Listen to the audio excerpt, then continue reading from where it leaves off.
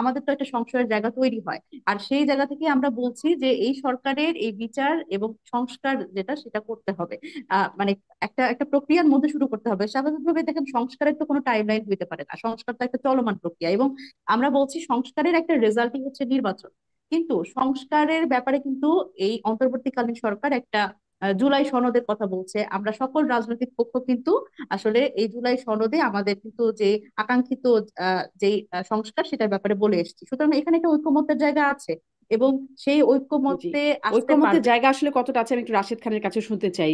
আমি এটা বুঝতে পারলাম না যে আপনারা আসলে কি মনে করছেন, কতটুকু পর্যায়ে গেলে আপনারা নির্বাচন হতে পারে বলে মনে করেন। মনিরা, আপনার কাছে আমি আবারও আসবো যে যদি আপনাদের এই যে দাবি, সেই দাবির জায়গা পূরণ না হয়, তার আগে যেটি বিএনপি চাইছে বা বড় দলগুলো চাইছে, সরকারও বলছে ডিসেম্বরের মধ্যে বা ডিসেম্বর থেকে জুলাইয়ের মধ্যে। জানাচ্ছি আমি শারমিন চৌধুরী, রাজনীতির এপিঠোপিটে আমার আজকের অতিথি গণ অধিকার পরিষদের সাধারণ সম্পাদক রাশেদ খান, এবং আছেন জাতীয় নাগরিক পার্টির যুগ্ম আহ্বায়ক মনিরা শারমিন। স্বাগত জানাচ্ছি আপনাদের দুজনকেই রাজনীতির এপিঠ ওপিঠের আজকের আয়োজনে। আমি যেই প্রশ্নটা দিয়ে মনিরা শারমিন আপনার কাছ থেকে শুরু করতে চাই, যে আপনাদের দলের আহ্বায়ক নাহিদ ইসলাম, তিনি সম্প্রতি একটা বক্তব্য, তার একটা বক্তব্যকে একটু কোট করি। তিনি বলছেন, আমরা মনে করি জুলাই গণ অভ্যুত্থানের বিচার ছাড়াই যদি আমরা নির্বাচনের দিকে যাই, তাহলে নির্বাচন পরবর্তী সময়ে যে সরকার আসবে তারা সেই সংস্কার প্রক্রিয়া চলমান রাখবে, সেই নিশ্চয়তা আমাদের নেই। তাই আমরা চাই বিদ্যমান আইনের মধ্যেই দ্রুত সময়ের মধ্যে সংস্কার ও বিচার করতে হবে। মানে অন্তর্বর্তী সরকারের সময় বিচার, সংস্কার এবং গণপরিষদ নির্বাচন, এই সব কিছুর দাবি আপনারা করছেন। একটু খোলাসা করে আপনার কাছে বা স্পষ্ট করে আপনার কাছ থেকে জানতে চাই, আপনাদের কি মনে হয় যে এই বিচার, সংস্কার, গণপরিষদ সব কিছু শেষ করে নির্বাচন হতে হতে আপনাদের কাছে টাইমলাইনটা কেমন, কবে হবে বা কবে হতে পারে? ধন্যবাদ শামিন আপা। এবং আমার সহ আলোচক রাশেদ ভাইকে অভিনন্দন। আসলে সত্যি কথা বলতে যে আমরা যে মানে এই নির্বাচন বা বিচার সংস্কার নির্বাচন সব বিষয়গুলোকে যে একটা টাইম লাইনে বাঁধার ব্যাপারটা সেটা আমরা আসলে পাচ্ছি না। আমাদের প্রথম কথা হচ্ছে যে আহ, এই 5 আগস্টের পরে একটা অভ্যুত্থানের পরে আওয়ামী লীগের বিচার হতে হবে। আওয়ামী লীগকে দল হিসেবে আসলে আমরা বলছি নিবন্ধন বাতিল করতে হবে। এবং দেখেন এই 5 আগস্টের পরে আমরা কিন্তু বিভিন্ন ভাবে দেখেছি যে আওয়ামী লীগের এবং মানে এই ফ্যাসিবাদের যে দোসররা বিভিন্ন জায়গা থেকে বিভিন্ন ধরনের অস্থিতিশীল পরিবেশ তৈরি করার চেষ্টা করছে এবং মিস ইনফরমেশন, ডিস ইনফরমেশন, আসলে এগুলো তো চলছেই। তো সুতরাং এই জায়গা থেকে আসলে আমরা যদি বলি যে একটা সুষ্ঠু নির্বাচনের দিকে যাওয়া এবং আহ, এবং এই যে দেখেন গণহত্যা এখনো আজকে আমি যদি বলি যে এই 28 তারিখ বা আমরা এখনো দেখি যে মানে যারা আসলে জুলাই আহ এই আন্দোলনের আহত তারা কিন্তু হাসপাতালে কাতরাচ্ছে। তো সেই জায়গা থেকে এই মানুষগুলোর আহ মানে যদি আমরা বলি যে এই মানুষগুলোকে হসপিটালে রেখেই তাদের আসলে মানে এই বিচারটা না করে আসলে আমরা যদি শুধু নির্বাচন নির্বাচন এবং নির্বাচনের দিকে যাই, তাহলে সেটা আসলে কতটুকু আহ ঠিক বলে বিবেচিত হয় সেটা আসলে আমাদের প্রশ্ন। আরেকটা ব্যাপার হচ্ছে সংস্কার। দেখেন আমরা বলছি যে এই বিচার এবং সংস্কার এটা অন্তর্বর্তীকালীন সরকারের একটা ম্যান্ডেট আছে এই বিচার এবং সংস্কার করার, অন্তত উদ্যোগ নেওয়ার। বিচার তো অবভিয়াসলি এটা এটা করবে হচ্ছে আদালত এবং এটার একটা প্রক্রিয়া আছে এবং এটা it will take some time. তবে এই আমরা বলছি যে এই অন্তর্বর্তীকালীন সরকারের এই ম্যান্ডেটটা আছে যে এই বিষয়ে উদ্যোগ নেওয়ার। কারণ সবচেয়ে আমি যদি বলি যে সবচেয়ে বাংলাদেশের ইতিহাসে সবচেয়ে বেশি সমর্থন পেয়েছে এই এই বর্তমানে সরকার, এই সরকার কারণ হচ্ছে একটা অভ্যুত্থান পরবর্তী সময় কিন্তু সকল রাজনৈতিক দল এবং ছাত্র জনতা সকলের একটা সাপোর্ট পেয়েছে। কিন্তু তারপরেও আসলে কিন্তু 7 মাসেও আমরা দেখতে পাইনি সেরকম অগ্রগতি। তো এই জায়গাতে তো আসলে একটা অনাস্থার জায়গা। দেখেন এই অন্তর্বর্তীকালীন সরকার যখন এত একটা সাপোর্ট নেওয়ার পরেও যখন একটা বিচার কার্য বা আমি যদি বলি রাজনৈতিক দল হিসেবে আওয়ামী লীগের প্রশ্নে আসলে ব্যাপারটা কি হবে এবং তারা আসলে নির্বাচন, আমরা কিন্তু অন্যান্য অনেক দল থেকে এই ধরনের একটা নরম সুর দেখতে পাই যে নির্বাচনে আওয়ামী লীগকে আবার আনা। তো এই জায়গাতে তো আমাদের আসলে শক্ত একটা অবস্থান আছে যে আমরা চাই না যে একটা সন্ত্রাসী সংগঠন আওয়ামী লীগ সে আবার নির্বাচনে আসলে আসার কোনো নৈতিক নৈতিক কোনো জায়গা আছে কিনা। এবং জি, আপনি মনিরা, যদি আপনি যে দেখেন বলছিলেন যে যে 7 মাসেও সেই বিচারের জায়গাটায় তেমন একটা মানে আস্থার জায়গাটার কথা নিয়ে আপনি কথা বলছিলেন তো, যে আস্থার জায়গায় যদি এই সরকারের সময় সংকটের জায়গা তৈরিই হয়ে যায়, তাহলে এই সরকারের উপরই এত ভরসা কেন যে আহ, মানে অন্য সরকার আসলে সে সংস্কার এবং বিচার প্রক্রিয়া আগাবে না, এই সরকার করবে? 7 মাসে তার কি নজির দেখলেন? না, এটা হচ্ছে 7 মাসে দেখেন আমরা কিন্তু সেরকম দৃশ্যমান কোনো অগ্রগতি দেখিনি। তবে হুম। এবং এই সরকার যে আসলে আন্তরিকতার অভাব আছে এইটা আমি মনে করি না, কিন্তু এই সরকার চেষ্টা করছে। তবে আমার কাছে মনে হয় যে এই সরকার অ্যাক্টিভলি কাজ করতে পারছিল না। তবে এখন আমরা যেটা যেটা দেখছি এখন অনেক বেশি অ্যাক্টিভ দেখছি। কিন্তু আমাদের কাছে মনে হয়েছে যে আসলে প্রথম দিকে সরকার একটু বিভিন্ন রাজনৈতিক দলগুলোর চাপে পড়ে আসলে একটু আমার মনে হয় ধীর প্রক্রিয়া চলছিল। তবে এটা আমরা আশা করি, এবং এটা কিন্তু সকল রাজনৈতিক দলেরও আসলে এখানে সাপোর্ট আছে, যে এই সরকারকে সবাই সবাই বলছে। আমি যদি বলি বিএনপি বড় দল হিসেবে, তারপরে রাশেদ ভাইরা গণ অধিকার পরিষদ থেকে, সকলের কিন্তু একটা সাপোর্ট আছে। এবং আওয়ামী লীগ প্রশ্নে সবাই কিন্তু একটা একমতের জায়গায় আছে। সুতরাং এই বিচারের দাবিতে আমার মনে হয় যে কোনো রাজনৈতিক দলই বলবে না যে বিচারটা আসলে এই সরকার অন্তত শুরু না করুক। তো এই জায়গাতে একটা আমাদের ঐকমত্যে আসতে হবে। কারণ মনিরা, বিচার অন্তত অন্তত শুরু না করুক, আচ্ছা আমি একটু, আপনি আমাকে একটু এইটুকু বলেন যে কোন সময়ে গেলে আপনারা বলবেন এখনকার মানে এখন যৌক্তিক সময় হয়েছে নির্বাচন করবার মতো? বিচারটা কোন পর্যায়ে গেলে আপনারা মনে করবেন যে এখন যৌক্তিক সময়? দেখুন, আওয়ামী লীগকে একটি দল হিসেবে তাকে তো নিষিদ্ধ করা হয়নি এখন। এবং এই আওয়ামী লীগ নিয়ে আসলে আমরা কি করবো? আওয়ামী লীগের নিবন্ধন বাতিল করব আমরা, নাকি এটাকে দল হিসেবে নিষিদ্ধ করার কোনো প্রশ্ন আছে আসলে? বা নাকি বিচারিক প্রক্রিয়ার মাধ্যমে আওয়ামী লীগকে আসলে আমরা আহ এই এই প্রক্রিয়ার মধ্যে মানে নির্বাচন প্রক্রিয়ার মধ্যে থেকে বাদ দিব? আসলে কোন ভাবে বাদ দিব? কারণ আপনি দেখেন এখানে একটা সংশয় কেন থেকে যায়। আজকে আমি যদি আজকের কথা বলি, আজকে হচ্ছে আওয়ামী লীগের যারা ছাত্রলীগ, সেই সন্ত্রাসী সংগঠন যদি বলি, তারা কিন্তু আজকে ওপেনলি ঈদ সামগ্রী বিতরণ করছে। এবং গতকালকে যদি বলি, ময়মনসিংহের ভালুকায় আমরা দেখছি যে ওপেনলি তারা ইফতার মাহফিলের আয়োজন করেছে। সুতরাং এখানে আইন শৃঙ্খলা বাহিনী আছে, এবং মানে সকল পক্ষই তো আছে, কিন্তু তারা এভাবে করে ওপেনলি কিভাবে করে ঘুরছে? সুতরাং আমাদের তো একটা সংশয়ের জায়গা তৈরি হয়। আর সেই জায়গা থেকে আমরা বলছি যে এই সরকারের এই বিচার এবং সংস্কার যেটা সেটা করতে হবে। মানে একটা একটা প্রক্রিয়ার মধ্যে শুরু করতে হবে। স্বাভাবিকভাবে দেখেন, সংস্কারের তো কোনো টাইমলাইন হইতে পারে না, সংস্কার তো একটা চলমান প্রক্রিয়া। এবং আমরা বলছি সংস্কারের একটা রেজাল্টই হচ্ছে নির্বাচন। কিন্তু সংস্কারের ব্যাপারে কিন্তু এই অন্তর্বর্তীকালীন সরকার একটা জুলাই সনদের কথা বলছে। আমরা সকল রাজনৈতিক পক্ষ কিন্তু আসলে এই জুলাই সনদে আমাদের কিন্তু যে আকাঙ্ক্ষিত যে সংস্কার সেটার ব্যাপারে বলে এসেছি। সুতরাং এখানে একটা ঐকমত্যের জায়গা আছে, এবং সেই জি, ঐকমত্যে আসতে ঐকমত্যের পারবে। জায়গা আসলে কতটা আছে আমি একটু রাশেদ খানের কাছে শুনতে চাই। আমি এটা বুঝতে পারলাম না যে আপনারা আসলে কি মনে করছেন, কতটুকু পর্যায়ে গেলে আপনারা নির্বাচন হতে পারে বলে মনে করেন? মনিরা, আপনার কাছে আমি আবারও আসবো যে যদি আপনাদের এই যে দাবি, সেই দাবির জায়গা পূরণ না হয়, তার আগে যেটি বিএনপি চাইছে বা বড় দলগুলো চাইছে, সরকারও বলছে ডিসেম্বরের মধ্যে বা ডিসেম্বর থেকে জুলাইয়ের মধ্যে এই টাইমলাইনে নির্বাচন হয়, আপনারা কি করবেন? আপনাদের সেই দাবির জায়গাটা যেটি সেটি না পূরণ হয়ে যদি হয়, আমি রাশেদ খান আপনার কাছ থেকে একটু শুনতে চাই মনিরা শারমিনরা যেটা বলছেন, বিচার সংস্কার গণপরিষদ নির্বাচন অনেক কিছু নির্বাচনের আগে একটা জুড়ে দিচ্ছেন, তাদের সেই দাবিটাকে আপনাদের কাছে যৌক্তিক মনে হয় কিনা? আপনাদের কাছে কি মনে হয় যে তারা আসলে কবে নির্বাচন চান? ধন্যবাদ। আসলে তারা আদৌ নির্বাচন চায় কিনা সেটি নিয়েই অনেকের সন্দেহ আছে।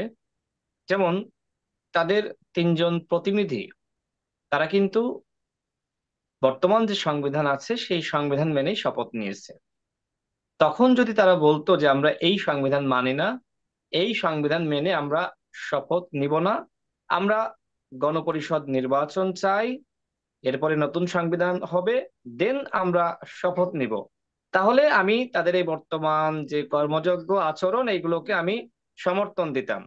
কিন্তু আমি যেটি দেখছি যে তারা এক এক সময় এক এক কথা বলছে। এই নাহিদ ইসলাম, তিনি কিন্তু একটা সময় বলেছেন শুরুতে যে আমরা জাতীয় নির্বাচন এবং গণপরিষদ নির্বাচন একই সাথে চাই। এখন আবার সেই জায়গা থেকে তারা নিজেদেরকে সরিয়ে নিয়েছে। তারা এখন বলছে যে আমরা এখন গণপরিষদ নির্বাচন চাই। দেখেন, আমি কিন্তু যেহেতু পলিটিক্স করি, সব কথা আমাকে খেয়াল রাখতে হয়। তাদের এক একজন কিন্তু এক এক কথা বলছে। নাহিদ গণপরিষদ এবং জাতীয় নির্বাচন একসাথে চাচ্ছে, অন্যরা কিন্তু গণপরিষদ নির্বাচন চাচ্ছে। এখন কার কথা আমি গ্রহণ করব? আবার এটিও আছে দেখেন, নাহিদ, মাহফুজ আলম এবং আসিফ তারা কিন্তু রাষ্ট্র সংস্কারের, গণহত্যার বিচার, আওয়ামী লীগকে নিষিদ্ধ করার দায়িত্ব নিয়েছিল। কিন্তু গণ অভ্যুত্থানের সব থেকে বড় মুখপাত্র, যিনি এক দফার ঘোষণা দিয়েছিলেন, তিনি কি করলেন?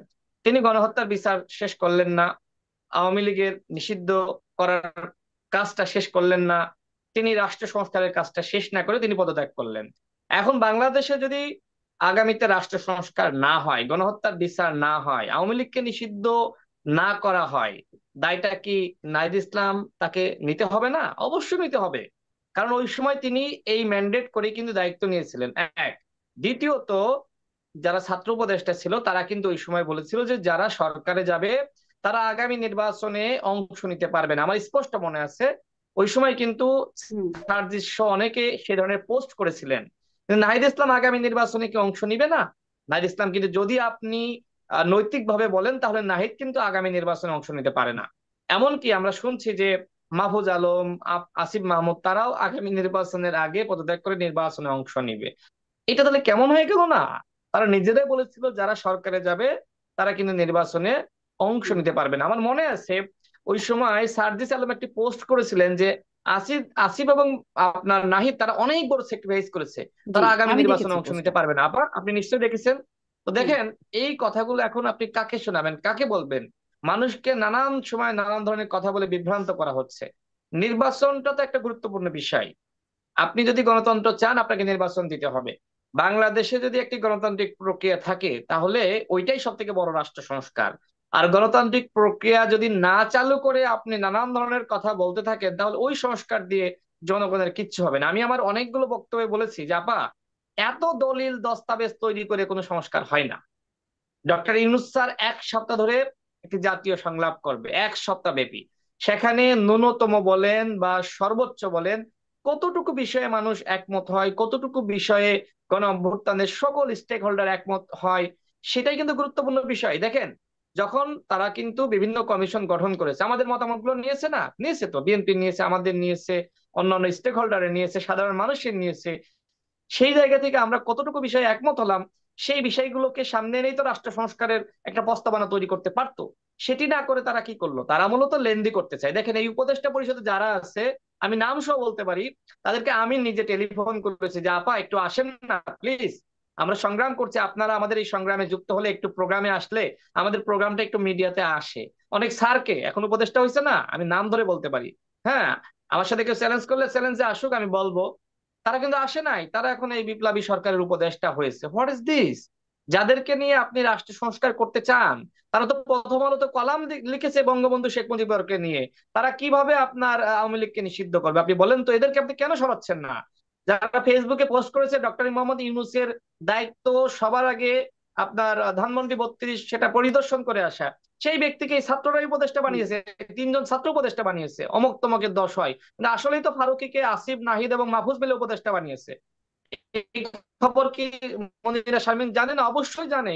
এখন যদি তারা মনে করে না আমরা আসলে তাদেরকে উপদেষ্টা বানাইনি, তাহলে তারা প্রতিবাদ করুক, বলুক যে আমরা বানাইনি, আমরা তাদের হুম। সরিয়ে দিতে চাই। আমি সেগুলো তো মনিরা শারমিনের করতেছে না। কাছে এই প্রসঙ্গটাতে একটু আসবো, কিন্তু আমার রাশেদ কথা খান হলো যে বঙ্গবন্ধুকে যদি নিয়ে আপনি কলাম লেখা, রাষ্ট্র বক্তব্য সংস্কার দেয়া। চান, জি রাশেদ, মানে আমি বঙ্গবন্ধুকে নিয়ে কলাম লেখা, বক্তব্য দেয়, এই কাজটা কে করেন নাই? আপনাদের দলের সভাপতি নূর থেকে শুরু করে সার্জিস, হাসনাত, আমরা আসিফ নজরুল, মানে মানে অনেক সবাইকেই আমরা কম বেশি, আমি কয়েকজনের নাম বললাম যাদের কথা এইমাত্র এই মুহূর্তে মাথায় চলে আসলো, সবাইকে আমরা দেখেছি তো বঙ্গবন্ধু বন্দনা একটা সময় করতে। এখন কি সেইটার কারণে, সেইটা বঙ্গবন্ধু বন্দনা করেছেন এই জন্য তাদের কি ক্রেডিবিলিটি হারিয়ে গেছে, এরকম কি বিষয়টা রাশেদ? আমি কেন বলছি এই কথাটা? আপনি বঙ্গবন্ধুর বন্দনা করেন, সেটা আপনার ব্যক্তিগত বিষয়। কিন্তু আপনি কিন্তু আওয়ামী লীগের নিষিদ্ধের ব্যাপারে কিন্তু আপনি ঢাকায় রাজপথ গরম করছেন, এক। দ্বিতীয়ত, আপনি নিজেই কিন্তু এলাকায় গিয়ে আওয়ামী লীগকে প্রোটেকশন দিচ্ছেন, আওয়ামী লীগের নেতাকর্মীদের নিয়ে মিছিল করছেন। আমার নিজের ঝিনাইদহ জেলাতে এনসিপি তারা আওয়ামী লীগের দামি এমপিদেরকে প্রোটেকশন দিচ্ছে, আমার নিজের জেলাতে। আপনি দেখেন, জাওয়াদ নির্ঝর, যিনি করাপশন ইন মিডিয়া নিয়ে কাজ করেন, তিনি ফেসবুকে পোস্ট করেছেন যে সার্জিস ওই এলাকায় কিভাবে আওয়ামী লীগের কোন নেতার সাথে ঘুরতেছে, ছবি তুলতেছে, মিছিল করতেছে, মিটিং করতেছে। হান্নান মাসুদ তার এলাকার আওয়ামী লীগের এমপির যে বিদ্রোহী গ্রুপ ছিল তারা আওয়ামী লীগের, তাদেরকে নিয়ে তিনি সমাবেশ করতেছেন। এই কাজগুলো কারা করতেছে? বলা হচ্ছে যে অমুক দল তমুক দল। আরে ভাই, অমুক দল তমুক দল যত না আওয়ামী লীগের নিষিদ্ধের ব্যাপারে কথা বলছে, তার থেকে তো বেশি আপনারা বলতেছেন, আমরা বলতেছি, মানে এনসিপি বলতেছে, গণ অধিকার পরিষদ বলতেছে। গণ অধিকার পরিষদ সর্বোচ্চ চেষ্টা করতেছে আওয়ামী লীগকে যাতে কোনোভাবেই কাছে তারা না ভিড়তে পারে। আমার জেলায় খোঁজ নিয়ে দেখেন, আমি তো দলের second in command, VP Nurul Haque নুরের জেলায় খোঁজ নিয়ে দেখেন, কিন্তু এনসিপির শীর্ষ নেতা আপনার সাজিদ আলমের জেলায় যদি এই ঘটনা ঘটে, তাহলে আপনি ঢাকায় আওয়ামী লীগের নিষিদ্ধের গরম বক্তব্য দেন, আর আপনি এলাকায় গিয়ে আওয়ামী লীগের নেতা কর্মীদেরকে জড়ো করে সমাবেশ করেন। এই যে দ্বিচারিতা, এই কারণেই তো প্রশ্নটা আসতেছে যে আপনি এই দ্বিচারিতা কেন করতেছেন। ঠিক আছে, আপনার বঙ্গবন্ধুর প্রতি ভালোবাসা সার্জিসের ছিল, গত বছরও ব্যাপকভাবে তিনি ভাইরাল হয়েছেন বঙ্গবন্ধুকে নিয়ে প্রশংসা করে। এই বছর তো শেখ হাসিনার পতনের সময় বঙ্গবন্ধু তো প্রাসঙ্গিক না, তাকে তো 75-এই তাকে হত্যা করেছে আওয়ামী লীগের নেতা কর্মীরা। তার মানে এখন কেন আপনি বঙ্গবন্ধুর মুজিববাদী সংবিধান মুজিবের বিরুদ্ধে বলছেন? মুজিব নামটি যে আপনি আপনি জিকিরের মতন করে আপনি জপলেন গত বছর, সেই মুজিব আপনার কাছে হঠাৎ করে কি এমন খারাপ হয়ে গেল যে তার মুজিববাদী সংবিধান মুজিবের বিরুদ্ধে বলতেছেন? এই যে দ্বিচারিতা গুলো, এগুলো তো আমাদের সামনে আসলে আসা দরকার। তার মানে কি? এই তার এই মানে যে বলা পয়েন্টটা হচ্ছে নিয়ে না আমি যে একটু মনিরা পুরাতন শারমিনের কাছে দলগুলোর যাই, আপনি যে ক্যারেক্টারের সমস্যা? পয়েন্টটা, জি। জি, রাশিদ খান, আপনি দ্বিচারিতার যে পয়েন্টটা নিয়ে আসেন, মনিরা শারমিন আপনার কাছ থেকে একটু এই দ্বিচারিতা সম্পর্কে, আসলেই আমরা সেই সার্জিসের পোস্টটা রাশেদ বলার পর আমারও মনে হলো যে হ্যাঁ, এরকম একটা পোস্ট ছিল যে তারা কত বড় স্যাক্রিফাইস করছেন সেই বিষয়টা নিয়ে সার্জিস পোস্ট দিয়েছিলেন, যে তারা নির্বাচন করবেন না, কিন্তু তারা আসলে নির্বাচনের জন্য একদম ঢাকঢোল পিটিয়ে মোটামুটি প্রস্তুত আমরা দেখতে পাচ্ছি। জানতে পারছি তারা নির্বাচনে যাবেন, যারা উপদেষ্টা পরিষদে আছেন তারাও যাবেন এরকম। তো এটি আসলে একটা ইউ টার্ন বা পল্টি হলো কিনা রাজনীতিতে। তারপরে এলাকায় আওয়ামী লীগের সাথে সম্পর্কের কথাও যেটি রাশেদ বলছেন, সেই বিষয়টাও একটু যদি একসাথে মিশিয়ে উল্লেখ করেন। ধন্যবাদ। আচ্ছা, আমি প্রথম প্রশ্নে আসি, সেটা হচ্ছে আম, নাহিদ ইসলাম আসলে ওই যে যে পোস্টের কথা বলছেন, যে আসলে সার্ভিস যে পোস্টে দিয়েছিলেন, যে নাহিদ ইসলাম আসলে একটা স্যাক্রিফাইস করলো উপদেষ্টা হিসেবে গিয়ে, কারণ হচ্ছে পরে আর মানে রাজনীতিতে সে আসতে পারবে না বা নির্বাচন করতে পারবে না। দেখেন, আহ নাহিদ ইসলাম কিন্তু যতদিন আমরা বারবার করে সরকারের পক্ষ থেকে শুনছি যে ডিসেম্বর থেকে জুনের মধ্যে নির্বাচন হবে, এবং we don't have any problem about that. তো এই ডিসেম্বরে যদি নির্বাচন আসলেই হয় বা ডিসেম্বর থেকে জুনের মধ্যে হয়, তাহলে সেই পর্যন্ত কিন্তু নাহিদ ইসলাম আসলে উপদেষ্টা হিসেবে থাকতে পারতেন। কিন্তু সে সেই একটা দেখেন, উপদেষ্টা একটা মন্ত্রী পর্যায়ের যে আরামায়েশ, সেই জীবন ছেড়ে কিন্তু তার একদম জনতার কাতারে আসতে হলো, এবং রাজনৈতিক দল হিসেবে তার কিন্তু আমরা কিন্তু আত্মপ্রকাশ করেছি। এবং যতদিন পর্যন্ত নাহিদ ইসলাম এই ডিসিশন নিতে পারেননি, তিনি কিন্তু কোনো ধরনের আমাদের রাজনৈতিক প্রক্রিয়া, যা আমাদের আসলে এনসিপি গঠনের যে পেছনের কাজগুলো, সেগুলোতে সে ইনভলভ ছিল না। সুতরাং তার আসলে একেবারে সে পদত্যাগপত্র জমা দেওয়ার পরেই কিন্তু সে এনসিপিতে, বা আমি যদি বলি নাগরিক কমিটির যে পার্টির যে আসলে প্রক্রিয়াগত দিকগুলো, যেগুলো পেছনের কাজগুলো, সেগুলোতে ইনভলভ হতে পেরেছে। তো সেই জায়গা থেকে আমি বলছি যে এটা নাহিদ ইসলামের পক্ষ থেকে এটা একটা বড় স্যাক্রিফাইস আমি বলবো। এবং আরেকটা ব্যাপার হচ্ছে, দেখেন, ছাত্ররা কি শুধু সবসময় রক্ত দেবে? এটা হচ্ছে আমার প্রশ্ন। না, স্যাক্রিফাইস 52 কোনটা সালে মনিরা শারমিন? স্যাক্রিফাইসটা কোনটা? সার্জিস যে স্যাক্রিফাইসটার কথা বলেছিলেন যে তারা উপদেষ্টা হলেন ফলে তারা নির্বাচন করতে পারবেন না, এই একটা বড় স্যাক্রিফাইস, এটা এই স্যাক্রিফাইসটা নাকি এখন আপনি যেটি বলছেন যে উপদেষ্টার আরামায়েশের পথ ছেড়ে এসে তিনি জনতার কাতারে রাজনীতিতে গেছেন, সেই স্যাক্রিফাইস? দুই স্যাক্রিফাইস তো মানে এক লাইনের না, সাংঘর্ষিক স্যাক্রিফাইস। না না না, দেখেন, আহ এখানে হচ্ছে একটা স্বাভাবিকভাবে, দেখেন, অভ্যুত্থানকে যখন বৈধতা দিতে হয়েছে, তখন আমাদের তিনজন উপদেষ্টা হিসেবে আসলে উপদেষ্টা পরিষদে গেছে। তো এই জায়গা থেকে যে নাহিদ ইসলাম আসলে, যখন আমরা এনসিপি গঠন করি, এনসিপি গঠন করার সময় আমাদের, আমি যদি বলি যে তিনজন ছাত্র নেতা আসলে, যে যারা আসলে উপদেষ্টা পরিষদে গিয়েছিল, তাদের মধ্যে আমাদের আসলে একজনকে অন্তত লাগতো, যার মানে, না হলে জাতীয় নাগরিক পার্টি হিসেবে, যেটা স্বাভাবিকভাবে এটা দল, দল হিসেবে আত্মপ্রকাশের জন্য আপনি খুব ভালো করে বুঝবেন বিষয়টা, যে একজন একজন সব মানে সুপ্রিম লিডার লাগে, যাকে সামনে রেখে আসলে একটা পার্টি গঠন হবে। সেখান থেকে কিন্তু নাহিদ ইসলামকে, মানে নাহিদ ইসলামের এই সিদ্ধান্তটা নিতে হয়েছে যে সে আসলে কি উপদেষ্টা হিসেবে থাকবে, নাকি সে আবার জনতার কাতারে নেমে এসে সাধারণ মানুষের সাথে একটা দল গঠন প্রক্রিয়ায় বা দলে অংশগ্রহণ করবে। এবং ব্যাপারটা শুধু যদি এরকম দেখেন, স্বাভাবিকভাবে আমরা 28 দিনের একটা দল।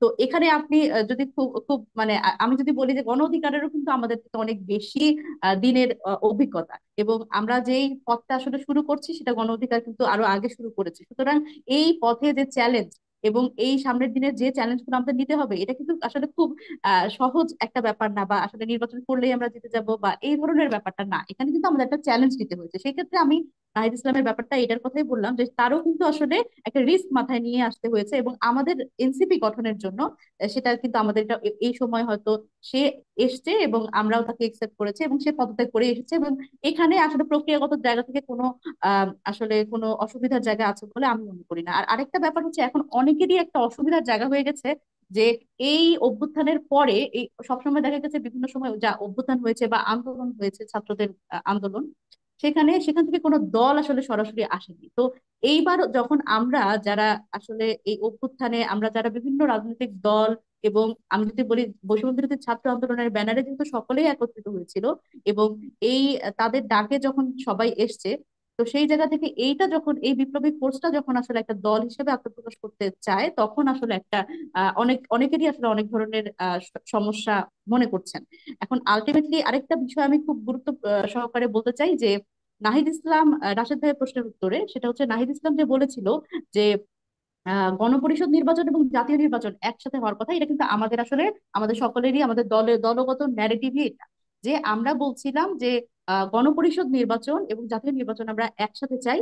এবং এইটা আসলে মানে যেটা আইডিয়ালিস্টিক সেটা হচ্ছে গণপরিষদ নির্বাচন এবং জাতীয় নির্বাচন আলাদা। তবে আমরা বলছি যেহেতু নির্বাচন নিয়ে এটা কালক্ষেপণের একটা ব্যাপার আছে, তো সেই জায়গা থেকে আমরা বলছি দুটো একটাতেই হতে পারে।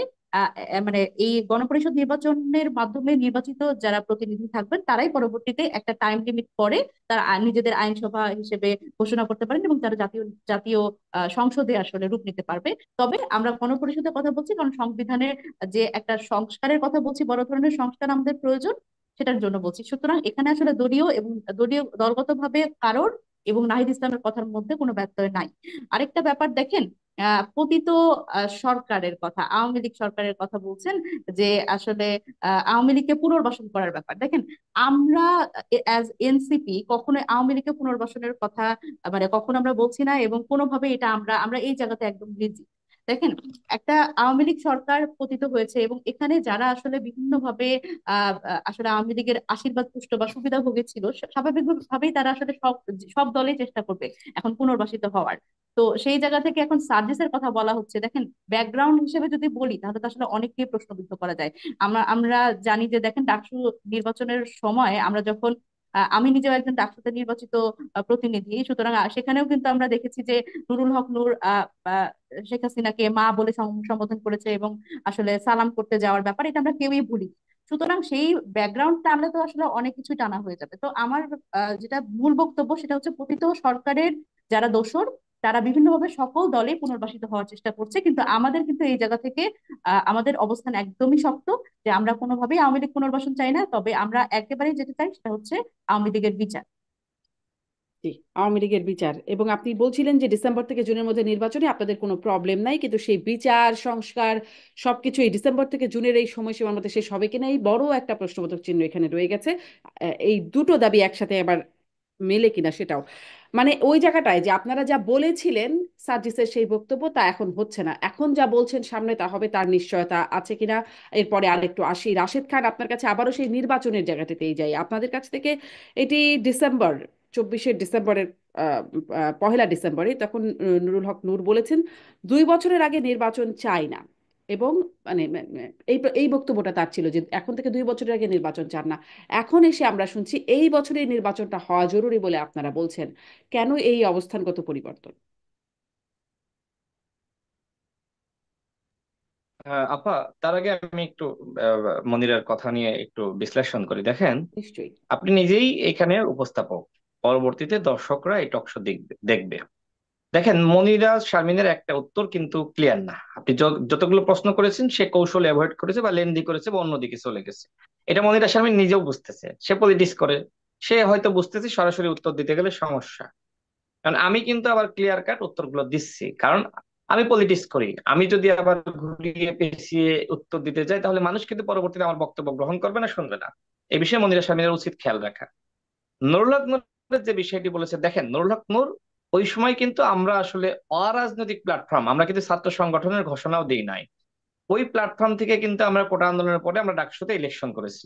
আমরা কিন্তু ওই সময় কোনো ছাত্র সংগঠন না, আওয়ামী লীগের বিরুদ্ধে কোনো ফোর্স না, শক্তি না, আমরা একটি সামাজিক আন্দোলন করেছি।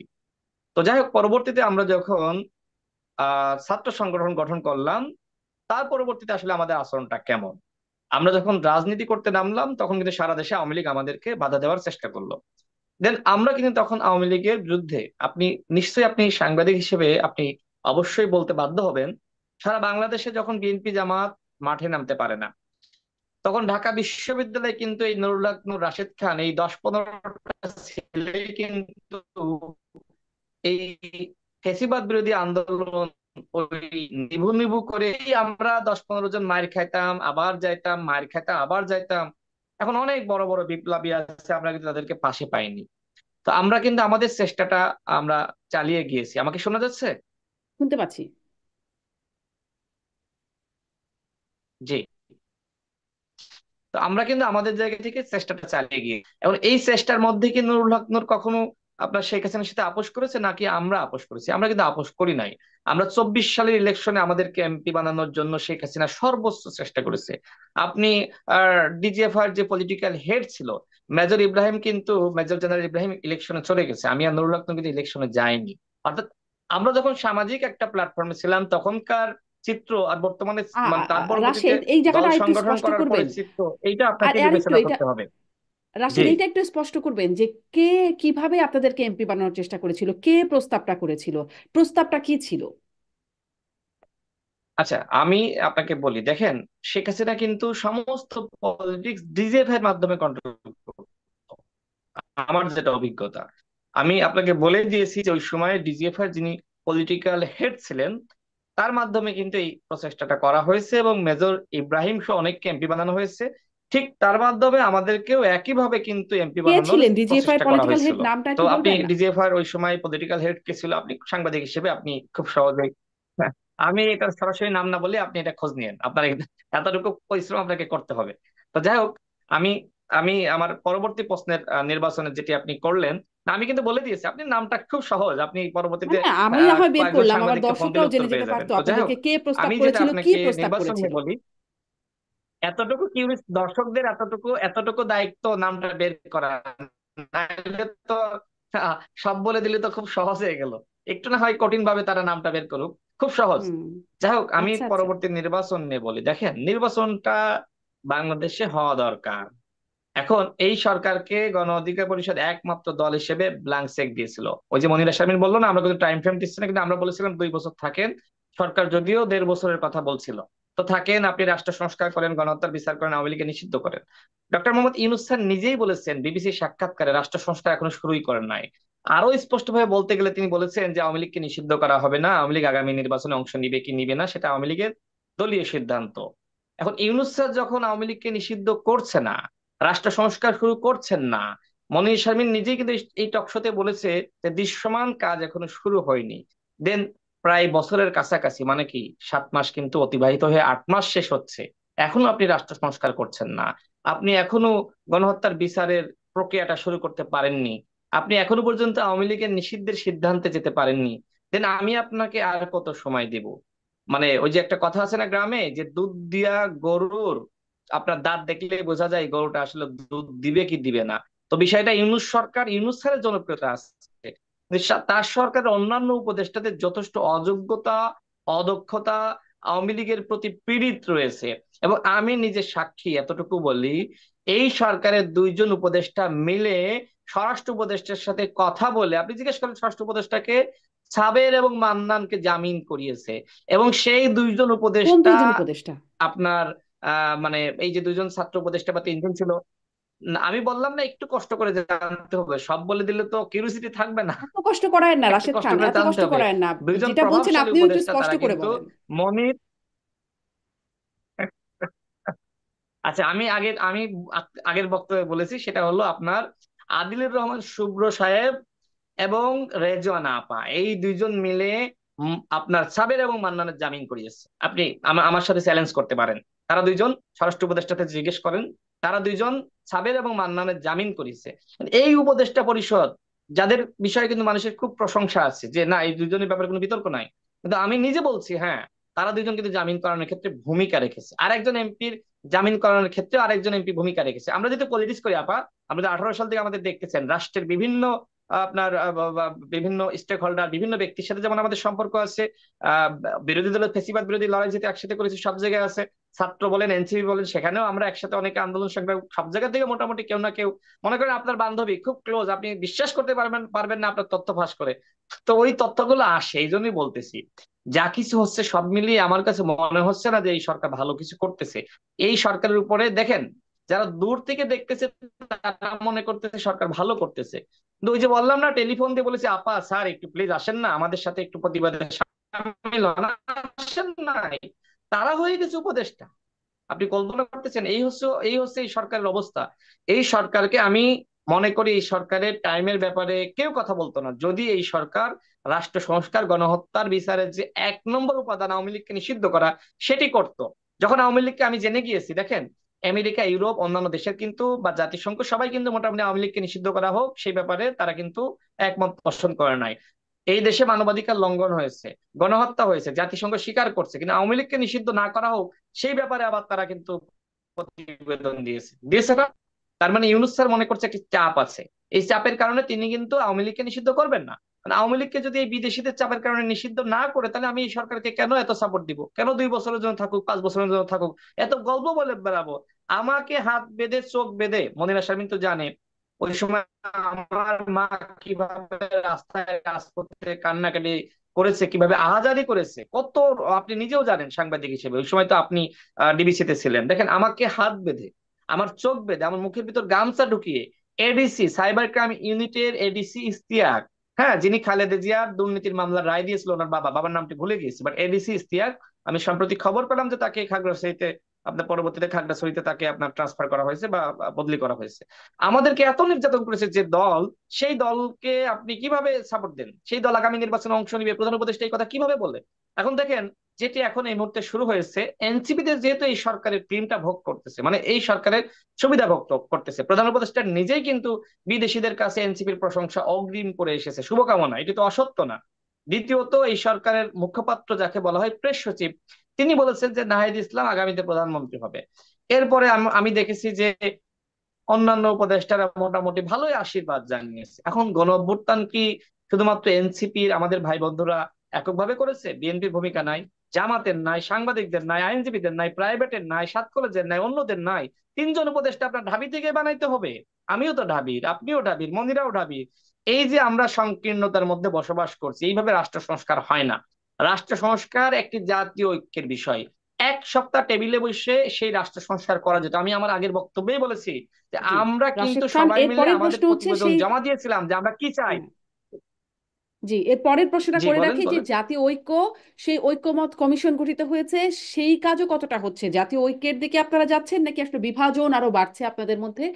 সেই প্রশ্নটা আমি একটু পরে আসি, কিন্তু মনিরা শারমিন, আহ, আপনার কাছ থেকে সেটি, আপনিও বলছিলেন যে 7 মাস পার হয়ে গেল কিন্তু সরকার কি করছে, আপনারা আস্থার কথা বলছেন, আর রাশেদ খান তো স্পষ্ট করে জানিয়ে দিলেন যে শুরুতে যে আস্থার কথা তারা বলেছিলেন এখন আর সেই আস্থার জায়গা তারা রাখতে পারছেন না।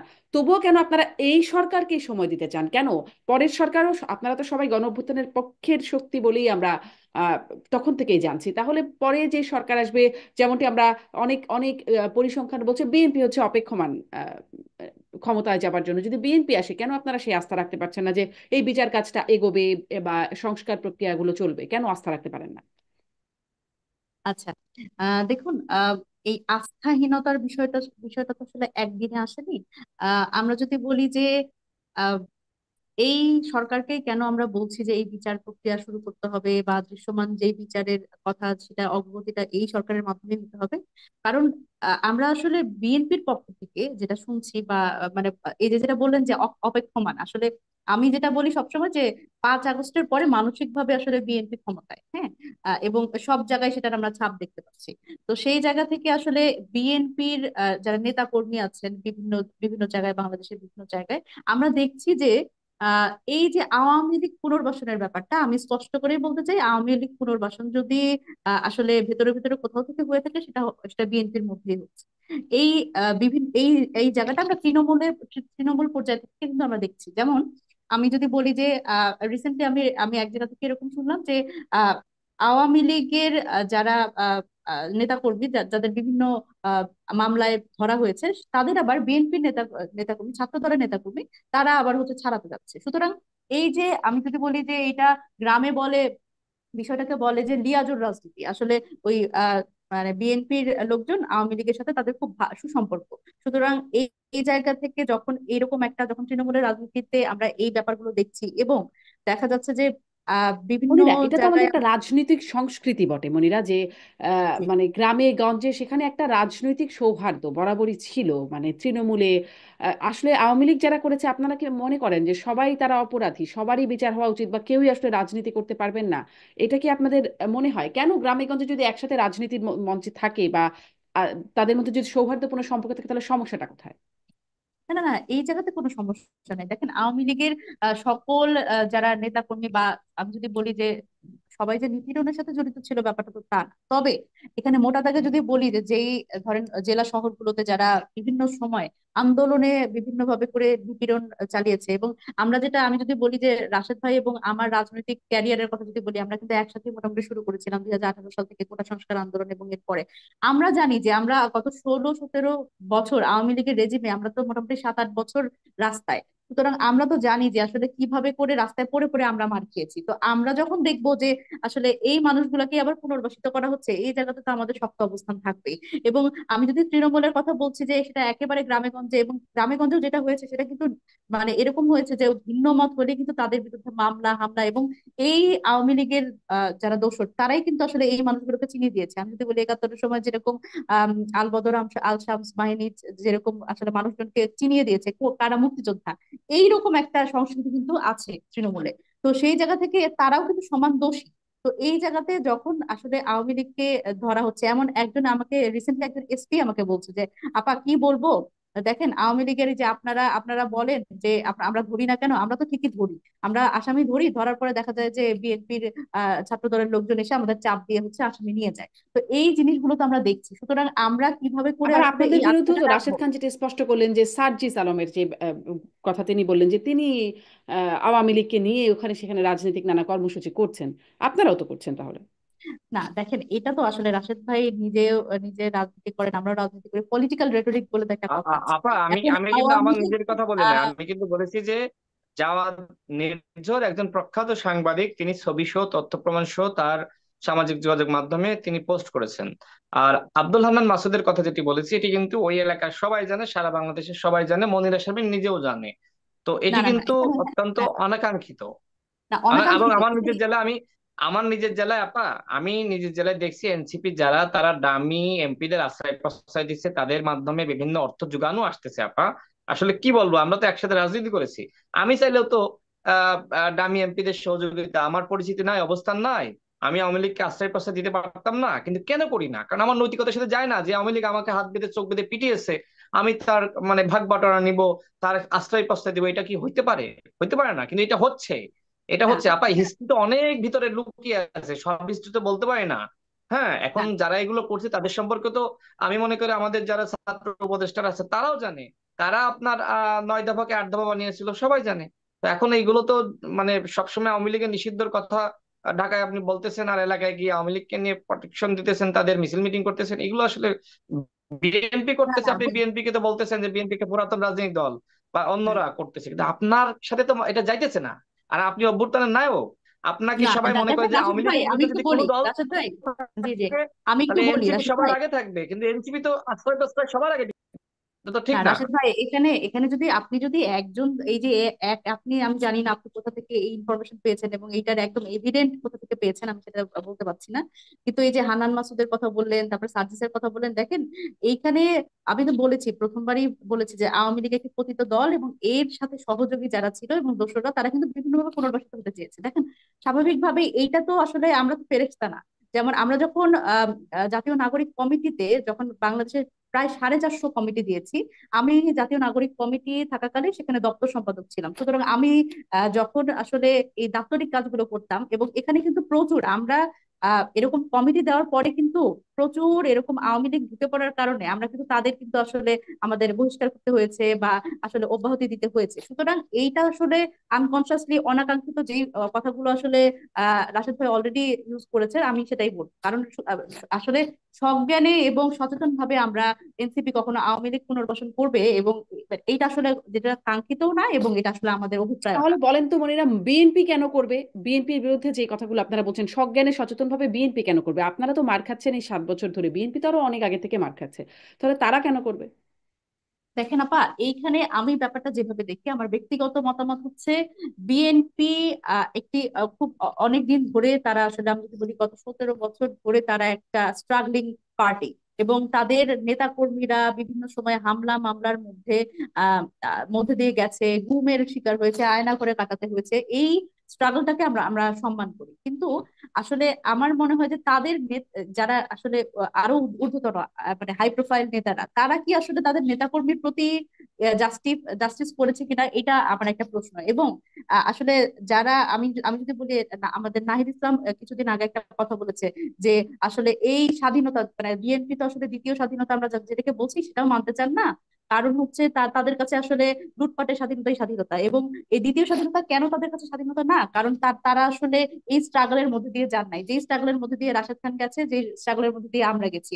তো এবং এবং বিএনপির তৃণমূলের নেতাকর্মীও কিন্তু গেছে, কারণ তারা বাড়িতে থাকতে পারেনি। আমি আজকে শুনলাম একজন একজন বিএনপির একজন কর্মী থানা পর্যায়ে, তার কথা শুনলাম যে সে তার প্রেগনেন্ট ওয়াইফ রেখে কিন্তু সে তার পালিয়ে থাকতে হয়েছে 5 বছর, সে 5 বছর পরে এসে সন্তানের মুখ দেখেছে।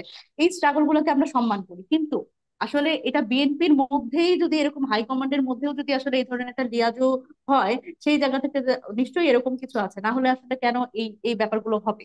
এটা তো আসলে এই লিয়াজুর রাজনীতি আওয়ামী লীগকে ছাড়িয়ে আনা, এবং এই মানে আওয়ামী লীগ তাহলে এবং একই বিএনপির রকম মিশে যাওয়া, অভিযোগ ধরেন এটা। আপনাদের বিরুদ্ধেও আছে, বিএনপি বড় দল, বিএনপির বিরুদ্ধে হয়তো একটু বেশি আছে।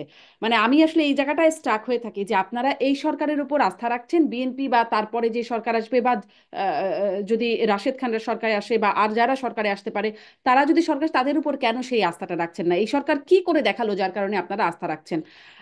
খুব স্পষ্ট হতে পারলাম না। যাই হোক, একটু আগাই আলোচনাটা। ঈদের পরে সবসময় রাজনীতিতে একটা বড় আলোচ্য বিষয়, যে ঈদের পরে রাজনীতিতে এই হবে সেই হবে, আন্দোলন হবে, নানান কিছু। আপনাদের দুজনের কাছে একটু জানতে চাই, ঈদের পরে আপনাদের রাজনীতিতে আসলে নতুন কিছু আসবে কিনা, রাশেদ খান? আবার ধন্যবাদ। দেখেন, আমি তো আসলে জাতীয় পর্যায়ে পলিটিক্স করি, আবার প্রতিনিয়ত যেহেতু ইলেকশন তো আগামীতে করতে হবে, যে কারণে আমার শহর ঝিনাইদহ, সেখানেও আসি। আসলে ফেসবুকের যে রাজনীতি আর তৃণমূলের রাজনীতি আকাশ পাতাল পার্থক্য। এক, দ্বিতীয়ত ঈদের পরের রাজনীতি, ঈদের আগের রাজনীতি, এটা আসলে তৃণমূলে এটা কোনো ব্যাপার নেই, এটা জাতীয় পর্যায়ে অনেকে অনেক কথা বলে। এখন যারা আসলে প্রকৃত রাজনীতি করে তাদের জন্য ঈদের আগেও যেমন, ঈদের পরেও তেমন, সবসময় একই রকম। এখন আরেকটি বিষয় বলি, সেটি হলো যে বিএনপির বিষয়ে যেটি বললেন, দেখেন, আওয়ামী লীগের যারা পতন চাইতো, তার ভিতরে যদি আপনি ক্যাটাগরি করেন, সেই ক্যাটাগরিতে আপনি 1 নম্বরে কার নামটা দিবেন আপা? আমি আপনার কাছে প্রশ্ন করতেছি, যারা পতন চাইতো, আপনার কাছে কি মনে হয়? মানে আওয়ামী লীগ যারা চাইতো, মানে বুঝি নাই, প্রশ্ন বুঝি নাই। আওয়ামী লীগের পতন যারা চাইতো তাদের আচ্ছা, ভিতরে, মানে দল আমরা হিসেবে, তো সংগঠন রাস্তায় হিসেবে সবসময় এক বিএনপিকেই নম্বরে দেখেছি। আসলে, আচ্ছা, বিএনপি কে দেখেছেন। এখন দেখেন, বিএনপি কেন সবার আগে আওয়ামী লীগের পতন চাই বা চাইতো, কারণ হলো আওয়ামী লীগের পতন হলে বিএনপি ক্ষমতায় যাবে, স্বাভাবিকভাবে এটা একটা ব্যাপার। দ্বিতীয়ত, সব থেকে তো নির্যাতন নিপীড়নের শিকার তো বিএনপি হচ্ছিল। বিএনপির অসংখ্য মানুষকে গুম করেছে, খুন করেছে, এরপরে জামাত ইসলাম। তারপরে আপনার যদি আমাদের যে স্ট্রাগল আপনি দেখেন 7-8 বছর, সেখানে কিন্তু আমরা আমাদের উপর তারা একের পর এক, নুরুল হক নূরের উপর, আমাদের উপর বিভিন্ন জায়গায় হামলা করেছে। তো এরপরে তো আমাদের ছাত্র বন্ধুদের আমরা দেখলাম যে অভ্যুত্থানের, যখন কোটা সংস্কার আন্দোলনকে কেন্দ্র করেই কিন্তু পরবর্তীতে আবার গণ অভ্যুত্থান হয়েছে। দেখেন, এই যে বিএনপির যে ত্যাগ, জামাতের ত্যাগ, আমাদের ত্যাগ, দীর্ঘ দিন ধরে সংগ্রাম, এই সংগ্রামে যদি আমাদের বন্ধুরা, ছাত্র বন্ধুরা, সাধারণ মানুষ আগে থেকে যুক্ত হতো, 15 বছর কি আওয়ামী লীগ রাজত্ব করতে পারতো? পারতো না। সেই 13-14 সালেই কিন্তু পতনটা হয়ে যেত। এখন হলো না কেন? আর আওয়ামী লীগ পুলিশকে বলেন, অন্যান্য বাহিনীকে বলেন, এমন ভাবে ছাত্রলীগ দিয়ে তেরো আসলে চোদ্দ সালে এই ছাত্র লাঠিয়াল বন্ধুদের বাহিনী বয়সই বানিয়েছিল। কত ছিল? যথেষ্ট স্ট্রাগল করার মতন বয়স ছিল। তো আমি আমার বয়সে তো, সেই কম বয়সেই তো সংগ্রাম করেছি। তো যাই হোক, ওই যে মনিরা তো নিজেই বললো যে আমরা একসাথে আমাদের উত্থান, তার মানে আপনি বুঝতেই পারছেন। তো একসাথে যদি আমরা ওই আমাদের পথ চলাটা বা সংগ্রামটা স্বাভাবিক একই রকম হতো, তাহলে অনেক কিছু সম্ভব ছিল। তো যাই হোক, আমি যে কথাটা বলছিলাম, দেখেন মানে এখন মনিরা শারমিনরা রাজনীতি করতেছে। তাদের ওই গণ অভ্যুত্থানের আগে যেমন বিএনপি নামেন, জামাত নামেন, গণ অধিকার পরিষদ নামেন, ঐক্যবদ্ধভাবে ফ্যাসিবাদকে হটাইতে হবে, এখন আর এইগুলোর ধার তারা ধারে না। কারণ কি? কারণ তারা একটা দল গঠন করেছে, এবং একটা দল গঠনের প্রধান কারণটা হলো তাকে ক্ষমতায় যেতে হবে। কারণ ক্ষমতায় যেতে হলে নিজেকেই সব থেকে বেশি গুরুত্বপূর্ণ হিসেবে তুলে ধরতে হবে, এবং নিজের যে ক্রেডিবিলিটি, নিজের কৃতিত্ব, সেগুলো জাহির করতে হবে। বাকিদেরকে কিভাবে ডিলেজিটিমেট করা যায় সেটা কিন্তু তারা করবে। তার মানে এখন তারা পলিটিক্স এর ভিতর নেমে গেছে। ঠিক একইভাবে ছাত্রদের বলেন, যারা দল করেছে, বিএনপি আগে যেভাবে ট্রিট করতো, বিএনপি করবে না। আমরা আগে যেভাবে করতাম এখন করবো না, কারণ এটা পলিটিক্স। আর পলিটিক্স হলো যুদ্ধের মতন। এই যুদ্ধের ময়দানে যে হার জিতের একটা ব্যাপার থাকে, তো সেই ব্যাপারটা আসলে মূল বিষয়, যে কারণে মনিরা শারমিন আসলে অনেক কথা তার মনের ভিতরে না চাইলেও তিনি বলতেছেন, কারণ পলিটিক্স করেন। ঠিক একই কথা অন্যান্য ব্যক্তিদের ক্ষেত্রেও কিন্তু, এটি খুব স্বাভাবিক। তবে আমি যেটি বলবো, যে আপা, এই মুহূর্তে যদি আপনি দেশটাকে বাঁচাইতে চান, জনগণকে বাঁচাইতে চান, তাহলে কিন্তু আপনাকে জাতীয় ঐক্য সংহতির কোনো বিকল্প নাই। এবং সেই জাতীয় ঐক্য সংহতি ধরে রাখার দায়িত্ব কার? এক নম্বর সরকারের, দুই নম্বর আমাদের ছাত্র বন্ধুদের ছিল, কারণ তাদের উপর কিন্তু মানুষের দেবতা সুলভ একটি শ্রদ্ধা আমরা দেখেছি। হ্যাঁ, এই যে দ্বিতীয় স্বাধীনতা, প্রথম স্বাধীনতার কথা বলা হচ্ছে, বিএনপির অনেক সিনিয়র নেতারা কিন্তু দ্বিতীয় স্বাধীনতার কথা বলেছে। এখন এখন এই মুহূর্তে তারা কিন্তু গণ অভ্যুত্থান বলছে, ছাত্ররা বলছে, আমরাও বলছি। দেখেন, আমরা কিন্তু 90-এ যখন গণ অভ্যুত্থান করেছি, সেটাও কিন্তু অনেক বড় বিষয় ওই সময়কার প্রেক্ষাপটে ছিল। সেনা সমর্থিত ফখরুদ্দিন মঈনুদ্দিন ওই সময়কার প্রেক্ষাপটে বড় একটি বিষয় ছিল। গণজাগরণ মঞ্চের কথা জানেন, তারাও কিন্তু দ্বিতীয় স্বাধীনতার কথা বলেছে, এটিও কিন্তু সত্য। আপনি নিজে সাংবাদিক ছিলেন, আপনি দেখেছেন। এরপরে আপনার আমার আপনার এরকম যতগুলো আন্দোলন হচ্ছে, যে আন্দোলনটা আসুক না কেন, সবাই ওইটাকে দ্বিতীয় স্বাধীনতা হিসেবে তুলে ধরার চেষ্টা করেছে। ওই যে আমি বললাম না, পলিটিক্স। দেখেন, 71-এ কিন্তু আমাদের দেশটা প্রথম স্বাধীন হয়েছে, তাই না? এবং আমরা কিন্তু একটা ভূখণ্ড পেয়েছি। এই ভূখণ্ডের মধ্যে দরকার ছিল গণতন্ত্র, ন্যায় বিচার, এরপরে সামাজিক মর্যাদা, সাম্য, এই উপাদানগুলো দরকার ছিল।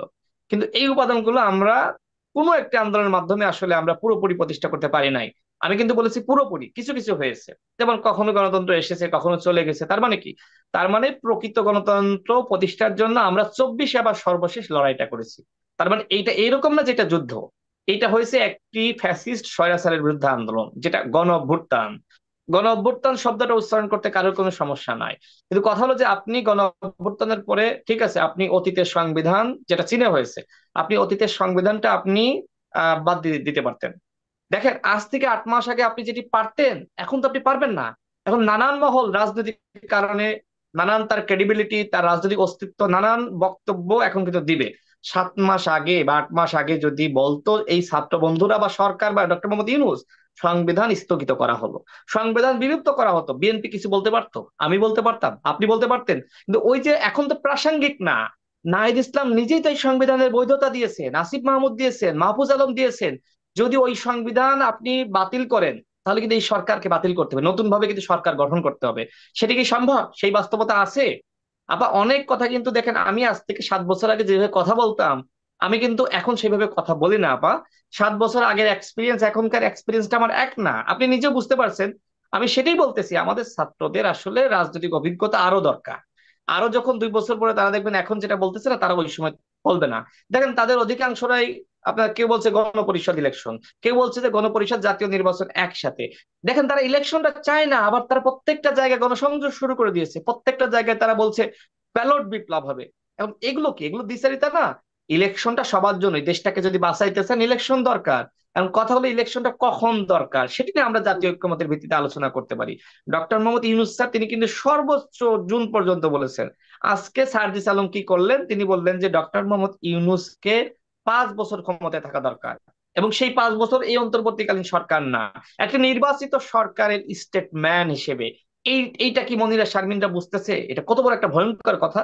হ্যাঁ, আজকে এই কথা আমি যখন বলবো না, অনেকে হা হা করবে। ওই যে 11-তে ফখরুদ্দিন মঈনুদ্দিনের বিরুদ্ধে যখন কি প্রতিবাদ করেছে না, সবাই হা হা দিয়েছে, গালিগালাজ করেছে।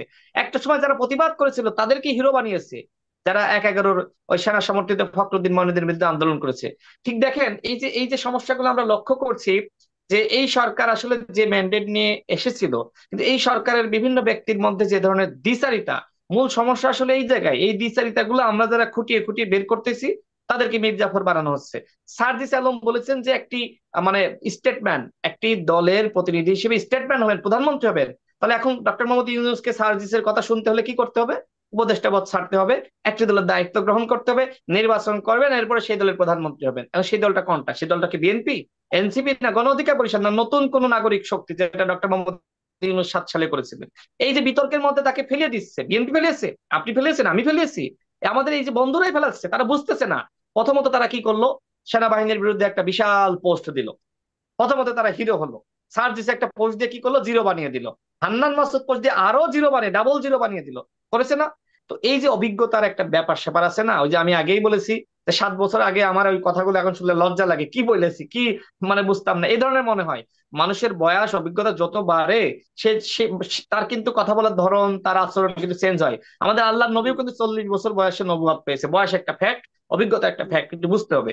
সেই জায়গায় জি। আমি বলবো তারা আসলে তাদের, আমি শেষ করে দিচ্ছি আপা, হুম, হুম। তাদের আসলে অভিজ্ঞতা দরকার। আমার মনে হয় তাদের সিনিয়র মানুষজন যারা পলিটিক্স করেছে তাদের কাছ থেকে যদি পরামর্শ নিয়ে কাজ করে তাহলে ভালো হবে। একটি দল, জি আমাদের মতন দল, দেখেন আমাদের কোনো সরকারের সাথে কোনো সংযোগ ছিল না, সুবিধা ছিল না, সরকারের ক্রিম ভোগ করি নাই। তারপরে আমাদের দলের ঘোষণার সময় কিন্তু আমরা ঘোষণাপত্র পাঠ করেছি। নতুন বন্ধুদের দলের ঘোষণাপত্র আমরা জানি না, তারা কি চায়, তাদের লক্ষ্য উদ্দেশ্য আমরা কেউ জানি না, তাদের গঠনতন্ত্র আমরা কেউ পাইনি। এই যে উদ্দেশ্যহীন ভাবে এক এক সময় এক এক ধরনের বক্তব্য দেওয়া, যে সংবিধান মেনে আপনি শপথ নিলেন, এখন বলছেন গণপরিষদ নির্বাচন, 7 মাস জি, আগে বলেন নাই স্পষ্ট কেন? এই অভিজ্ঞতার কথা সংবিধানকে বলছেন পড়ে ফেলেন রাশেদ নাই খান। কেন? রাশেদ খান, অনেক জি, ধন্যবাদ। আপনি থ্যাংক ইউ। অনেকগুলো বিষয়ে মানে অঙ্গুলি নিদর্শন করেছেন। আমি মনিরা শারমিন আপনার কাছ থেকে একটু মানে অভিজ্ঞতার জায়গাটা, এই জায়গাটা কি আপনারা স্বীকার করেন যে এখানে আসলে আপনাদের আরো অভিজ্ঞতা লব্ধ হয়ে রাজনীতিতে আপনাদের আরো অভিজ্ঞতা দরকার? আমার মূল প্রশ্নটা হচ্ছে এইটা। আর একটা প্রশ্ন আসলে মূল প্রশ্ন, সেটা হচ্ছে যে এই সাজিস আলমেরই সেই বক্তব্য যে এখন নতুন বন্দোবস্ত বাস্তবায়ন করলে 6 মাসের মধ্যে, মানে বাস্তবায়ন করলে আপনাদের 95% জামানত হারাবেন। আপনাদের কাছে গুরুত্বপূর্ণ কোনটা, নতুন বন্দোবস্ত নাকি জামানত? আচ্ছা, আমি অভিজ্ঞতার কথা বলি আগে প্রথমত। সেটা হচ্ছে আম, দেখেন, অভিজ্ঞতা আমাদের আমরা যেভাবে করে দেখি যে সেটা হচ্ছে আমাদের রাজনৈতিক পথ চলা। আমি যদি বলি যে অভিজ্ঞতার দিক থেকে যে খুব আমরা পিছিয়ে আছি, ব্যাপারটা তা না। কারণ এখন যদি আপনি বলেন যে এনসিপির যারা আছেন তারা হলো গত 7-8 বছর ধরে এই আওয়ামী রেজিমের বিরুদ্ধে বিভিন্নভাবে প্রতিবাদ করে আসা, বিভিন্নভাবে আন্দোলন করে আসা, বিভিন্ন অ্যাক্টিভিজম করে আসা মানুষ। হ্যাঁ। তো সুতরাং সেই জায়গা থেকে আমি যদি বলি নাহিদ ইসলামের কথা, সেও কিন্তু 2018 সালে সেই কোটা সংস্কার আন্দোলন থেকে শুরু করে পরবর্তীতে যত ধরনের মুভমেন্ট হয়েছে, এবং আহ, সে মোটামুটি রাজনীতির মধ্যেই ছিলেন আর কি। মোটামুটি রাজনীতি রাজনীতি আসলে কোন দিকে যাচ্ছে, কি সমাচার, আবার অনেকে এই ছাত্রলীগের এইসবের মধ্যে। রাজনীতিতেও ছিলেন। আহ হ্যাঁ, ছাত্রলীগের রাজনীতিতেও ছিলেন। এবং আলটিমেটলি আমি যদি বলি যে বেশিরভাগ, আপনি যদি বলেন আমাদের যে এনসিপির 217 জনের মধ্যে বেশিরভাগই দেখা গেছে যে আমাদের ব্যাকগ্রাউন্ড চেক করলে আপনারা বুঝতে পারবেন, সেটা হচ্ছে যে আমরা এই ফ্যাসিবাদ বিরোধী আন্দোলনের সাথে সবসময় ছিলাম। তো সেই জায়গা থেকে আমরা আমাদের যে পথ চলা, যে এই শুধুমাত্র এই 36 দিনের এই কোটা সংস্কার আন্দোলন এবং এরপরে সে যেটাকে আমরা বলছি ফ্যাসিবাদ বিরোধী আন্দোলন, বৈষম্য বিরোধী ব্যানারে, ব্যাপারটা শুধুমাত্র সেরকম ভাবে দেখলে হবে না। তো সেই জায়গা থেকে অভিজ্ঞতা আমাদের আহ, এরকম। কিন্তু আমরা তারপরেও একটা বিষয় কনসিডার করি, সেটা হচ্ছে যে স্বাভাবিকভাবে রাজনীতি আমাদের যেটা, যে রাজনীতিতে আমরা আছি সেখানে আমাদের সাহস আছে, আমাদের উদ্দীপনা আছে, কিন্তু আমরা এটা আসলেই আমরা এটা ফিল করি যে আমরা চাই যে আমাদের সাথে অভিজ্ঞতাও যুক্ত হোক। সেই জায়গা থেকে আমাদের নিজেদের মধ্যেই যে যখন আসলে কথাবার্তা হয়েছে, আমাদের কিন্তু একটা উপদেষ্টা পরিষদ বা উপদেষ্টা মন্ডলী এরকম আমাদের সাথে হয়তো যুক্ত হবে খুব খুব শীঘ্রই। তো আমরা সেই জায়গা থেকেই আসলে ইয়ে করছি, যেহেতু আমরা এখন দল হিসেবে আত্মপ্রকাশ করেছি আমাদের স্বাভাবিকভাবেই এই তারুণ্য এবং অভিজ্ঞতার সংমিশ্রণেই আমরা এই দলটাকে এগিয়ে নিতে চাই। এগোবেন বলে আপনারা আহ, মনে করছেন? আর পরের প্রশ্ন, নতুন বন্দোবস্ত নাকি জামানত বা নির্বাচন, কোনটি আপনাদের কাছে বেশি গুরুত্বপূর্ণ? প্রায়োরিটি দেখেন, কোনটা? জি, আহ নতুন রাজনৈতিক বন্দোবস্তের কথা তো আমরা প্রথম থেকেই বলছি। দেখেন, এই নতুন রাজনৈতিক বন্দোবস্তের মাধ্যমেই আসলে বাংলাদেশের রাজনীতির স্ফিয়ারে একটা পরিবর্তন আমরা আনতে যাচ্ছি। দেখেন, যেরকম জামানতের কথা যেরকম সাদিস আলম বলেছে, আসলে যে বাংলাদেশের রাজনৈতিক সংস্কৃতি আসলে যেভাবে করে অলরেডি গড়ে তোলা আছে, এবং বিভিন্ন বড় দলগুলো যেভাবে করে আসলে তৃণমূলের রাজনীতি পর্যন্ত তারা আসলে যেভাবে করে প্রভাব বিস্তার করেছে, সেখানে আসলে একটা জামানত এবং বা আমি যদি বলি ভোটের রাজনীতি, আসন ভিত্তিক রাজনীতিতে প্রচুর টাকা পয়সা এবং নানান ধরনের এখানে হিসেব নিকেশ আছে। সেখানে স্বাভাবিকভাবেই নতুন দল হিসেবে কিন্তু আমরা অনেক বেশি পিছিয়ে। এবং আমি যদি বলি যে আমাদের আপনি আরেকটা প্রশ্ন করেছেন, এটার সাথে আমি উত্তর দিয়ে দিই। সেটা হচ্ছে আমাদের ঈদের পরের আসলে কি ধরনের কাজ, যেমন আমাদের কিন্তু একই সাথে নিবন্ধনের কাজ চলছে। আমি যদি বলি যে আমাদের আমাদের কিন্তু যেহেতু টাকা পয়সার ব্যাপার আসলো, আমরা আমরা চাই যে আমাদের একটা ফাইন্যান্সিয়াল পলিসি হচ্ছে, এবং সেটা প্রায় কাজ শেষের দিকে। আমরা চাই যে বাংলাদেশের কোনো রাজনৈতিক দলই আসলে তাদের এই টাকা পয়সার ব্যাপার, তার টাকা পয়সার সোর্সটা কোথা থেকে আসছে সেটা কিন্তু কখনো তারা ক্লিয়ার করেনি। তো আমরা আমাদের যেটা পরিকল্পনা, আমরা অলরেডি এই কাজটা শুরু করেছি, এবং আপনাদের খুবই দ্রুত ঈদের পরেই হয়তো এই সুসংবাদটা আমরা দিতে পারবো যে আমরা আসলে ক্রাউড ফান্ডিং এর মাধ্যমে আমাদের এই দলীয় কার্যক্রম পরিচালনা করার জন্য আমরা ক্রাউড ফান্ডিং এর দিকে যাচ্ছি। অলরেডি আমাদের ব্যাংক হিসাব খোলা হয়ে গেছে। তো সেই জায়গা থেকে এই বিষয়টাতে আমরা আসলে এই নতুন রাজনৈতিক বন্দোবস্তের কথা যদি আপনি বলেন, এই নতুন রাজনৈতিক বন্দোবস্তে আমরা এটা আসলে দাবি করি যে নতুন রাজনৈতিক দলগুলো আছে যারা আছে, এবং আমি যদি বলি রাশেদ ভাইদের দল, গণ অধিকার পরিষদ, তাদেরও আমি বলি যে আমাদের এই আসলে ফাইনান্সিয়াল জায়গাতে আমাদের ক্লিয়ার থাকার এই প্রচেষ্টাটা, এটা খুব গুরুত্বপূর্ণ। প্রচেষ্টাটা থাকা এবং উচিত, আপনারা সামনে থাকবেন, কিন্তু গেল জি, দিনে কি করলেন, কিভাবে ইফতার হলো, কিভাবে আপনারা এই মানে এই বিল্ডিং ভাড়া নিলেন, কিভাবে এত আয়োজন করছেন, সেই ব্যাখ্যাটা অবশ্য আমরা পাইনি। হয়তো সামনের দিনে স্পষ্টতা দিবেন, সেটি একটা ভালো ব্যাপার, সেটির জন্য সাধুবাদ। কিন্তু মানে আপনাদের কাছে প্রায়োরিটি কোনটা এটি বুঝলাম না। সার্জিস আলম যেটি বললেন, নতুন বন্দোবস্ত করলে জামানত হারাবে, এখন আপনারা কি জামানতের পিছে ছুটছেন নাকি নতুন বন্দোবস্তের পিছে ছুটছেন? দেখুন, আমরা জামানতের পিছনে আসলে ছুটছি না, কারণ স্বাভাবিকভাবে আপনি একজন ব্যক্তির কথা বললেন। আপনি দেখেন, আপনি কিন্তু আরেকজন ব্যক্তির কথা বললেন না, যিনিও কিন্তু স্ট্যাটাস দিয়েছেন, তাসনিম জারা আপু, তিনিও কিন্তু বলেছেন যে আসলে আমরা নতুন রাজনৈতিক বন্দোবস্তের দিকে কিন্তু যেতে চাই। সেইখানে হচ্ছে আসলে সাজিস আলম একজন মেম্বার, যিনি বলছেন আসলে জামানতের কথা। মানে সেই সেই টাকা পয়সার সেই যেটা প্রভাব প্রতিপত্তি যাদের আছে, তারাই আসলে রাজনীতিতে প্রাসঙ্গিক হতে পারবে, এই ধরনের একটা ব্যাপার। আমি যদি ব্যক্তিগতভাবে আপনি আমাকে জিজ্ঞেস করেন, আমার তো আসলে রাজনৈতিক ভাবে আমার কোনো ব্যাকআপ নাই, বা আমার আসলে জামানতের টাকা কোথা থেকে জোগাড় হবে, এই সম্ভাবনা আমার আমার জন্য ক্ষীণ। সুতরাং আমি যেটা যেটা বলবো, এবং আমার এই 200, ওই একজন বাদ দিয়ে যদি আপনি বাকি 216 জনের কথা বলেন, আমার মনে হয় বেশিরভাগ আসলে এই নতুন বন্দোবস্তের কথাই বলবে, যেখানে আসলে আমরা বারবার করে বলছি যে এই এনসিপি যেই দলের নাম হচ্ছে আসলে জনগণের কাছ থেকে আসছে, এবং যেই দলের লোগো মার্কা সেটাও জনগণের পক্ষ থেকে হবে, সেই দল আসলে জনগণের টাকায় চলবে বলে আমরা মনিরা মনে শারমিন, করি। মনিরা শারমিন, ধন্যবাদ। একজন বাদে, একজনকে তো আপনারা বাদ দিচ্ছেন না, সেটা তো একজন তো রয়ে যাচ্ছে আপনাদের মধ্যে সেটা তার এবং ব্যক্তিগত, গুরুত্বপূর্ণ জায়গায় রয়ে সেটা যাচ্ছে। সেটা তার ব্যক্তিগত মতামত হতে পারে, সেই একদম ব্যাপারে এক কিছু মিনিট, 1 মিনিট 30 সেকেন্ড প্লাস, বা 1 মিনিটের মধ্যে রাশেদ খান একটা শেষ বক্তব্য, আমরা শেষ করব। জি আপা, কি মন্তব্য? মানে আপনার কোনো শেষ কোনো মন্তব্য না থাকলে আমি এখন মানে শেষ করে দেবো, আর যদি কোনো মন্তব্য থাকে আপনি করতে পারেন। আচ্ছা, আমি সর্বশেষ বলবো, দেখেন এই মুহূর্তে যদি আপনি এই দেশের উন্নয়নটা চান এবং দেশকে এগিয়ে নিয়ে যেতে চান, তাহলে আমাদের ভিতর ঐক্য দরকার। আপা, আপনি যে দেশে আছেন, আপনি নিশ্চয়ই ওই দেশের এনভায়রনমেন্ট, রাজনীতি আপনি বুঝতেছেন যে ওই দেশের মানুষ কতটা শৃঙ্খল, কতটা আন্তরিক, এবং নিজেদের ভিতর বিশৃঙ্খলা তারা এড়িয়ে চলে। আমি চীনের সরকারের আমন্ত্রণে অতি সম্প্রতি আমি চীন ঘুরে এসেছি। দেখেন, চীনে কিন্তু গণতন্ত্র নাই, সমাজতন্ত্র। কিন্তু সেখানে যে আসলে মানুষের মানে ভিতরে সেই গণতান্ত্রিক আকাঙ্ক্ষা আমার কাছে মনে হয়নি। মানুষ কত সুখে শান্তিতে রয়েছে, তাদের ভিতরে কোনো ধরনের বিতর্ক নাই। আমার একটা ব্যাগ আমি 2বার হারিয়েছি, অনেক দূরত্ব, মানে অনেক দূরে হারিয়েছি, তারপরে সেই 2বারই কিন্তু ব্যাগটা তারা না আমার হোটেলে পর্যন্ত পৌঁছে দিয়ে গেছে। একটা মোবাইল রাস্তায় রাখলে কেউ নেয় না পায়, এমনকি বাংলাদেশ থেকে যারা গিয়েছে না, এরাও নেয় না। এরা ভয়ে থাকে যে এই মোবাইলটা যদি আমি নিয়ে যাই, আমার তো এখানে বসবাস করতে পারবো না। এই যে একটা রাষ্ট্র, চীন বলেন, আমেরিকা বলেন, ইউরোপ বলেন, আমরা গণতন্ত্রে শুধু বলি আওড়াইতেছি। আমার মনে হয় পৃথিবীর মানে নিকৃষ্ট গণতন্ত্র যে দেশগুলোতে রয়েছে তার একটি মনে হয় বাংলাদেশ, যেখানে গণতান্ত্রিক আর ওই কথাবার্তা বলে আসলে মূলত জনগণকে ধোঁকা দেওয়া হচ্ছে। আমাদের রাজনীতিবিদদের আসলে রাজনৈতিক আচরণটা আসলে পরিবর্তন দরকার। সেটি আমার দল গণ অধিকার পরিষদ, সেটি এনসিপি বলেন, সেটি বিএনপি বলেন, জামাত বলেন, সবার পরিবর্তনটা দরকার। এবং সবার ভিতরে এই মুহূর্তে ঐক্য দরকার। আমার মনে হয় ঐক্যের জন্য সব থেকে বেশি কাজটা কিন্তু সরকারকে করতে হবে। দ্বিতীয়ত আমাদের ছাত্র বন্ধুদের কথা আমি বলেছি, কারণ তাদেরকে সামনে রেখে আন্দোলন হয়েছে, এটাকে অস্বীকার করে না।